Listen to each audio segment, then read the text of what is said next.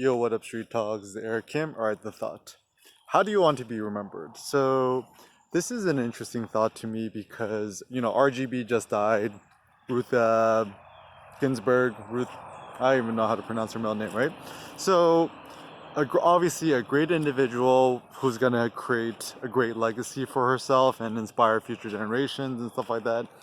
And, man, it's just kind of crazy. It's like human life is so short and so fleeting. And then the pragmatic question is, you know, after you die, after you kick the bucket, whatever, how do you want to be remembered and what do you want to be remembered for, etc.? And why does it matter? So,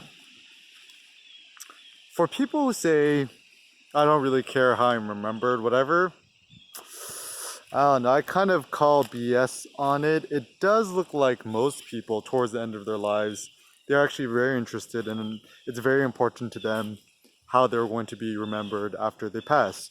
So, for example, a lot of people are like, oh, do I want to be remembered as a good person? Or, I think most people don't want to be remembered as a bad person. Um, and a lot of people want people to go to their funeral, whatever, but certainly after we're dead, it kind of doesn't matter. I personally don't really believe in life after death. So the question is, why does it even matter how you're remembered?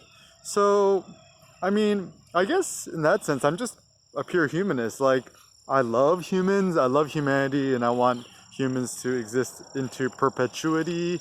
I want humans to exist for the next 1 quadrillion, 100 quadrillion years or whatever. And I don't know, I do like the idea that like the whole Steve Jobs just put a tiny dent in the universe.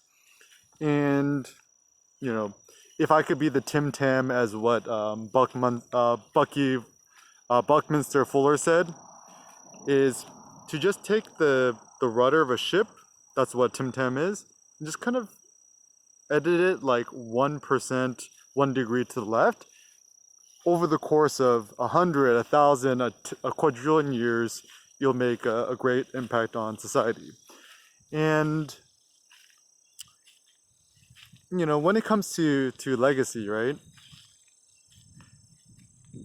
It kind of, I mean, this is my thought. It doesn't really matter whether you're impacted or remembered as a good or a bad person, because that's all subjective, and only time would tell. Because even Genghis Khan, he kind of raped and pillaged half of the civilized world. Yet nowadays we just kind of know him for a Mongolian barbecue and a fearless leader whose means justify the ends. And enough time has elapsed between Genghis Khan and us that like no one really sees us as super evil and stuff like that. And so it does seem, for me, my thought is, it's better to be reviled, hated, and seen as a bad, evil person, whatever, but yet have made a massive impact on the planet. I mean, certainly I hope for good ends, but your reputation isn't something that you could control, nor is your reputation something that you could dictate whether people think about you as a good or a bad person.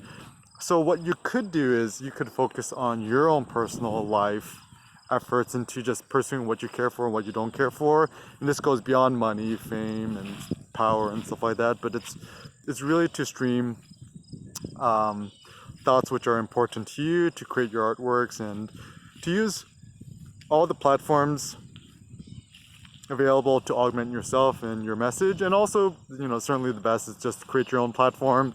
Bluehost.com, install WordPress.org, just own yourself and own your own domain. So, I do think in that sense, a very pragmatic way to live life is think about your death and work your way backwards. I mean, RGB, she'll keep working until the day of her death, which was like 87, and she's battling cancer for a long time. And so, let us, maybe RGB's legacy could be, just pursue what you really care about, always fight the uphill battles, whatever, and just keep working until you die.